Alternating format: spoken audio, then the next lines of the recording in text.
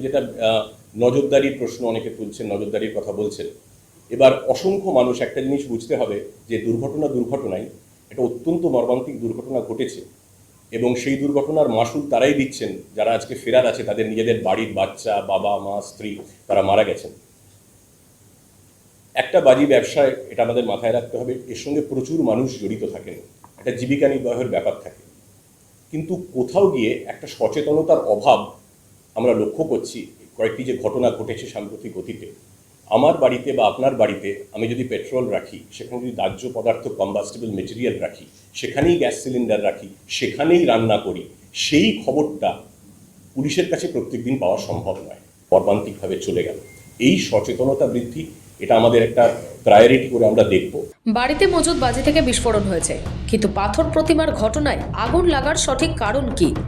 আগে বাজি থেকে আগুন লেগেছে, তারপর গ্যাস সিলিন্ডার ফেটেছে, নাকি গ্যাস সিলিন্ডার ফেটে আগুন লেগে তারপর মজুদ রাখা বাজিতে বিস্ফোরণ হয়েছে? সেটাই এখন খতিয়ে দেখছে পুলিশ। সাংবাদিক বৈঠক করে এডিজি দক্ষিণবঙ্গ সুপ্রতিম সরকার জানান, ফরেনসিক টিম পুরো বিষয়টি খতিয়ে দেখার পরই শীঘ্রই পুরো বিষয়টি পরিষ্কার হবে। যে বস্তুর কথা বলছেন, যে ছবির কথা বলছেন, আমি সেই ছবি দেখিনি, তাই মন্তব্য করতে পারবো না। বাট যদি ওখানে কিছু থাকে, এফএসএল টিম নিশ্চয়ই সেগুলো পরীক্ষা করে দেখবে যে সেগুলো কি, তারপর আমরা জানতে পারবো, সেইভাবে তারপর আমরা বলতে পারবো আপনাদের যে কি আছে। পাথর প্রতিমা বাজি কারখানায় বিস্ফোরণে একাধিক প্রাণহানির ঘটনার পর নজরদারির অভাবের কথা মেনে নিল পুলিশ। মঙ্গলবার সাংবাদিক বৈঠক করে এডিজি দক্ষিণবঙ্গ সুপ্রতিম সরকার স্পষ্ট জানান, বাড়ি থেকে 100 মিটারের মধ্যে কারখানা ছিল, বাড়িতে মজুদ বাজি থেকে বিস্ফোরণ ঘটেছে, সেই কারণে বিস্ফোরণে এতজনের প্রাণহানি হয়েছে। 10 বছর ধরে এই কারখানা চলছিল, তবে তার কোন ধরনের লাইসেন্স ছিল তা তদন্তের ব্যাপার। আমাদের প্রাথমিক যেটুকু ঘটনাস্থল পরীক্ষা করে আমাদের মনে হয়েছে বাড়িতে মজুদ বাজি থেকে বিস্ফোরণ হয়েছে এবং কিভাবে গ্যাস সিলিন্ডারও বাজ করেছে। বাড়ির যে 2 বাজি কারখানা, এই বাজিগুলো যারা বাড়ির যারা মালিক, তাদের বাড়ির 100 মিটার 200 মিটারের মধ্যেই একটা বাজি কারখানা ছিল, সেখানে বাজি তারা তৈরি করতেন। কিন্তু বাড়ির মধ্যে কেন বাজি মজুদ রাখা হয়েছিল সেটা আমরা খতিয়ে দেখছি। যেটা নজরদারির প্রশ্ন অনেকে তুলছেন, নজরদারির কথা বলছেন। এবার অসংখ্য মানুষ একটা জিনিস বুঝতে হবে যে দুর্ঘটনায় এটা অত্যন্ত মর্মান্তিক দুর্ঘটনা ঘটেছে এবং সেই দুর্ঘটনার মাসুল তারাই দিচ্ছেন যারা আজকে ফেরার আছে, তাদের নিজেদের বাড়ির বাচ্চা, বাবা মা, স্ত্রী তারা মারা গেছেন।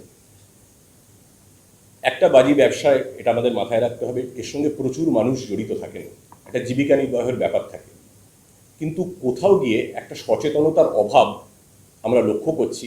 কয়েকটি যে ঘটনা ঘটেছে সাম্প্রতিক অতীতে, আমার বাড়িতে বা আপনার বাড়িতে আমি যদি পেট্রোল রাখি, সেখানে যদি দাহ্য পদার্থ কম্বাস্টেবল মেটেরিয়াল রাখি, সেখানেই গ্যাস সিলিন্ডার রাখি, সেখানেই রান্না করি, সেই খবরটা পুলিশের কাছে প্রত্যেকদিন পাওয়া সম্ভব নয়, মর্মান্তিকভাবে চলে গেল। এই সচেতনতা বৃদ্ধি এটা আমাদের একটা প্রায়োরিটি করে আমরা দেখব। বাজি কারখানা আমরা খতিয়ে দেখছি, স্থানীয় সূত্রে আমাদের এনকোয়ারি এখনো চলছে, বছর 10 ধরে চলছিল বলে প্রাথমিকভাবে আমরা জানতে পেরেছি।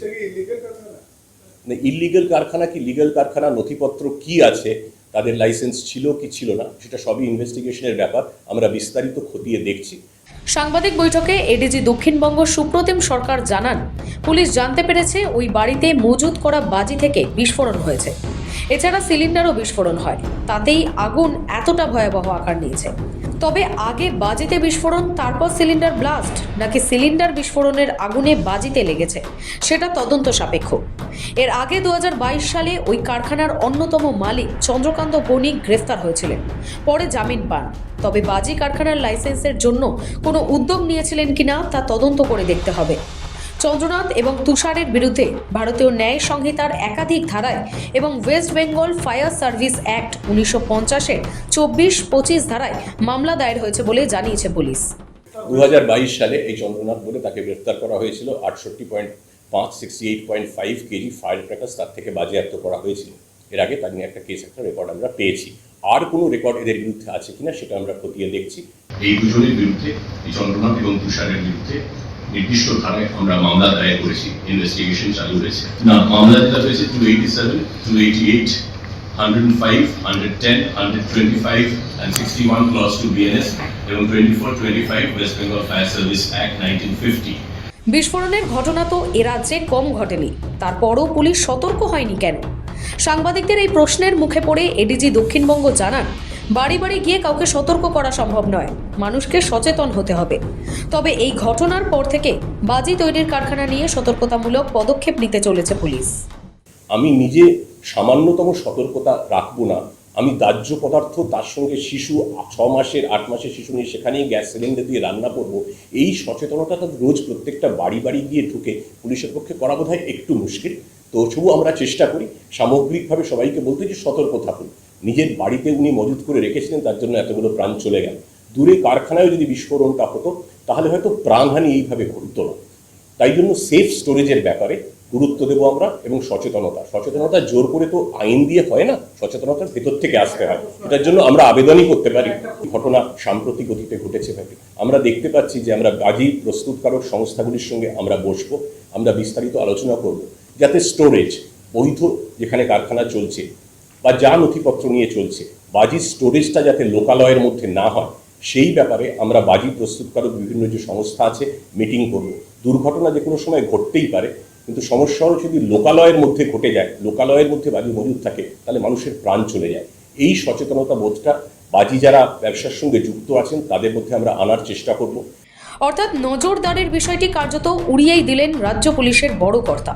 সাংবাদিক বৈঠক মারফত রাজ্য পুলিশের বক্তব্য, সাম্প্রতিক অতীতে এই ধরনের যে সমস্ত ঘটনা ঘটেছে তা থেকে স্পষ্ট যে সচেতনতার অভাব রয়েছে। এই ইস্যুতে বাজি প্রস্তুতকারক সংস্থাগুলির সঙ্গে তারা আলোচনায় বসবেন। প্রথমেই জনবসতি নেই এমন জায়গায় বাজি মজুত করার সিদ্ধান্ত নিতে হবে। সেফ স্টোরেজের জায়গা আইডেন্টিফাই করতে হবে।